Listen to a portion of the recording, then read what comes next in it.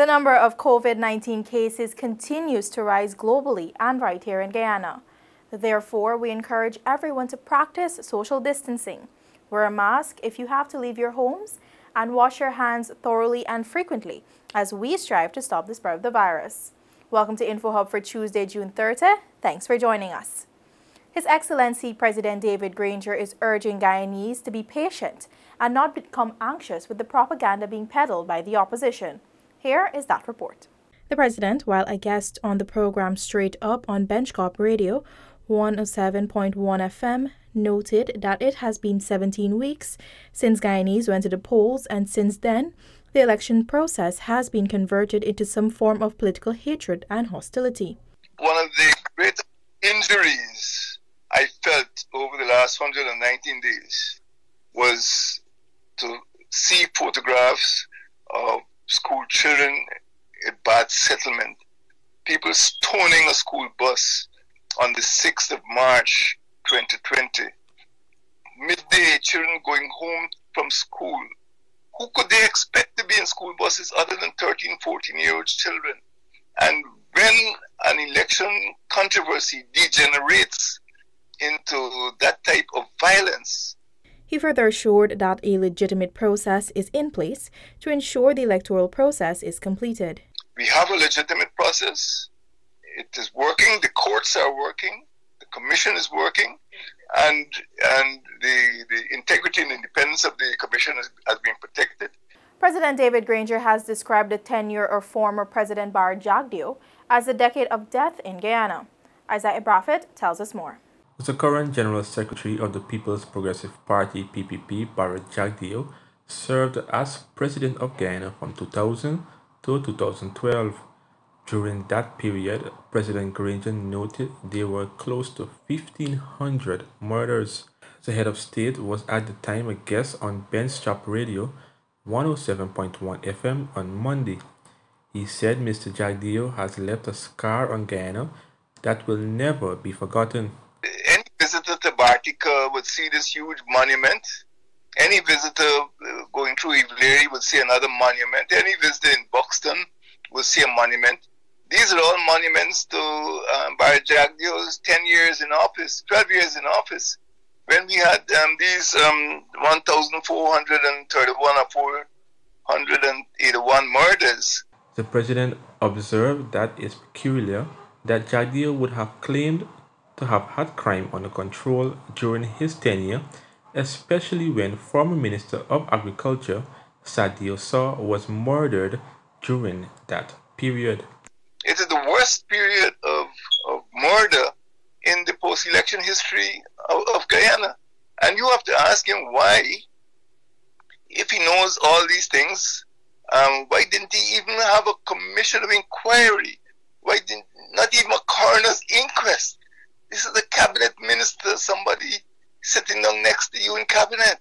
So he has a lot of secrets, and people must ask him, if he feels that he can, take control of Guyana's security again. Because what he did between 2000 and 2010, no Guyanese would like to see a recurrence. During Jagdeo's tenure as president, the phantom and death squads went unchecked, claiming the lives of many innocent people, including extrajudicial killings. The United States in July 2010 had called for an investigation into the various death squads. Isaiah Braffett for InfoHub.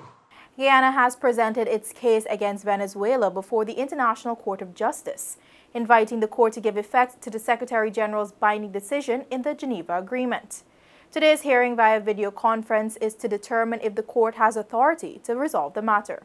Felicia Valenzuela brings the details. Led by Sir Srinath Ramphal, co-agent in its border matter with Venezuela, Guyana on Tuesday made its case before the International Court of Justice, ICJ, stating that the court has jurisdiction to hear the matter.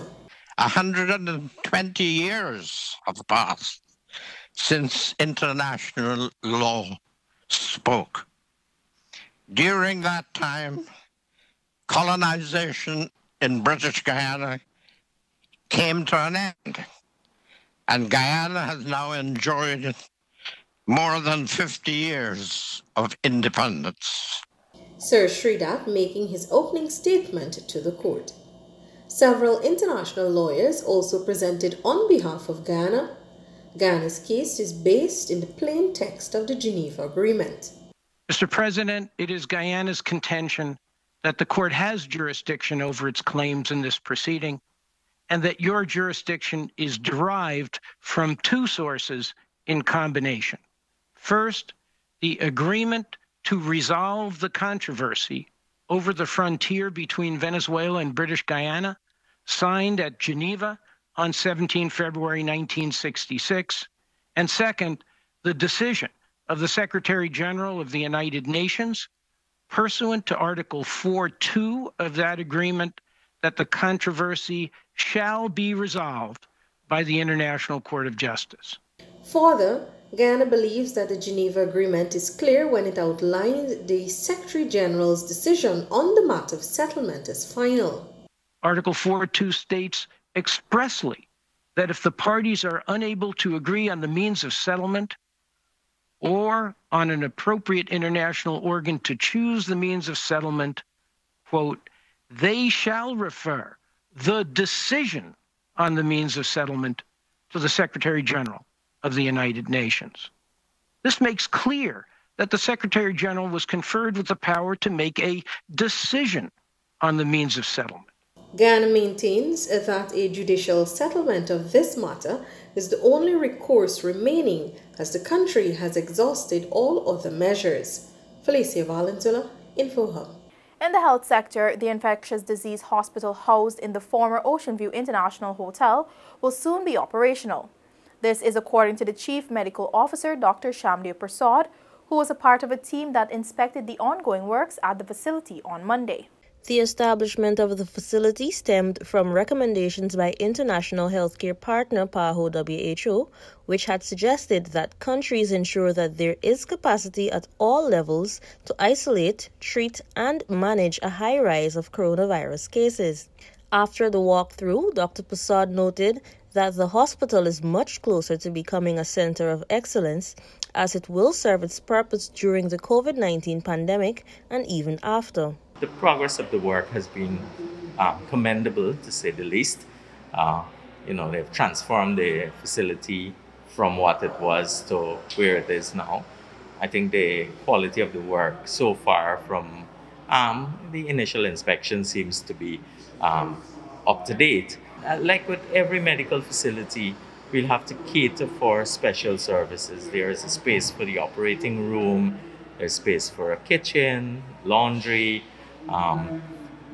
waste management, area for the provision of all of the necessary gases, including oxygen, the other kinds of the pharmacy, laboratory, and so on. The CMO also noted that this facility will have a role post-COVID, as it could be used to house complex tuberculosis and other severe acute respiratory infection cases. Meanwhile, the architectural consultant, Oren Boyce of Aquasun Designs Incorporated, said the design is in keeping with international standards. The facility is bussing. It is divided into eight lots. Namely, we have Mr. Ivor Allen, Mr. Jagman, Mr. Nicholson, and some other small contractors. And overall, I must say, a facility originally like this would normally take 6 months. And for us to bring it in a little over 3 months, it's monumental. And that comes about because of the collective and working with the doctors and the medical team and Ministry of Health. According to Public Health Ministry engineers, infrastructural costs for the new infectious diseases hospital is approximately 1.1 billion Guyana dollars. For InfoHub, Delicia Haynes. More news after this short break. Stay with us. The COVID-19 pandemic has had a devastating effect on communities all across Guyana. Many households and individuals now find themselves in need of public assistance. The government of Guyana will be assisting the most vulnerable. Those eligible to apply for this assistance are as follows. Individuals and/or households who are currently benefiting from public assistance provided by the Ministry of Social Protection. Individuals and/or households who applied for public assistance and are awaiting a response from the Ministry of Social Protection. individuals and/or households who suffered a loss of income due to COVID-19, and households headed by senior citizens or persons with disabilities. Application forms can be downloaded from the Ministry of Social Protection's website at www.mosp.gov.gy or government.gy/eform/241. For further information, please call these numbers. We are in this together. This is a message from the Government of Guyana. We are here to serve you. Welcome back. Still in health, the Ministry of Public Health has observed that appeals to the general public to protect themselves from possible infection with the deadly coronavirus is falling on deaf ears. Delicia Haynes has the details. Positive COVID-19 cases continue to climb. While COVID-19 deaths have remained at 12 since March 20, and many of the new cases are emanating from outside of the epicenter region 4, some residents have misguidedly taken this as a sign to return to normal life. Chief Medical Officer Dr. Shamli Prasad on Monday sternly reprimanded the actions of citizens in certain sections of the population for disregarding COVID-19 measures and advisories which were implemented to prevent the spread of the virus. Over the weekend, we observed large gatherings on the seawall in Region 4 after 6 p.m. despite repeated warnings to observe physical distancing, to wear a mask when out in public, and to adhere to the curfew measures. It is quite obvious that all our messages are falling on deaf ears and that our young population is determined to do as they please, evidently of the opinion that COVID-19 is a hoax. Further, he noted that over 50% of all positive cases are asymptomatic, which means there are possibly more positive cases than what is confirmed. Dr. Prasad outlined the current situation in other countries in the region of the Americas, of which Guyana is a part, drawing specific attention to the death toll in neighboring Brazil. I wish to ask these questions. Is the situation in the 32 states of the USA a fake? Is neighboring Brazil's death toll a figment of our imagination? Do we have to see our citizens dropping and dying on the road before we take COVID-19 seriously? Are we so callous that we think little of the services being done by all the frontline workers, even at the risk of infecting themselves and their family? The CMO reminded that no one is exempt from contracting COVID-19, and while initial research had indicated that the elderly are more at risk of contracting the infection, in Guyana, the largest percentage of confirmed cases is attributed to the 20 to 29 age group. For InfoHub, Delicia Haynes. The government of Guyana has commenced the distribution of the COVID-19 Public Assistance Vouchers. If you are residing on the coast and you have received a voucher, you must follow several steps to encash it. Once you have received your voucher, select a supermarket of your choice as listed on the voucher or flyer. Call your chosen supermarket at least 24 hours before you intend to uplift the items covered by the voucher. You must provide your full name and identification card number. On the following day, you must visit the chosen supermarket along with the voucher and your ID card. These must be presented to the supermarket representative so that the information can be verified. Once your information has been checked, you will be given a package containing the items covered by the voucher. You will then be required to sign the stub of the voucher on which your ID card number will be written. You may then leave the supermarket with your items. Individuals must observe the Ministry of Public Health's COVID-19 protocols, including the wearing of a mask, sanitation of hands, and physical distancing. The voucher is not transferable and cannot be redeemed for cash. The audiology department at the Georgetown Public Hospital continues to provide much-needed service to persons with hearing disabilities. The importance of these services was further highlighted during the just concluded Rehab Week. Details from Guyana, George. Medical officer attached to the audiology department at the Ministry of Public Health, Dr. Alana Paris, told InfoHub that Rehab Week provided the opportunity to celebrate achievements in the rehabilitation sector since it came into operation 71 years ago.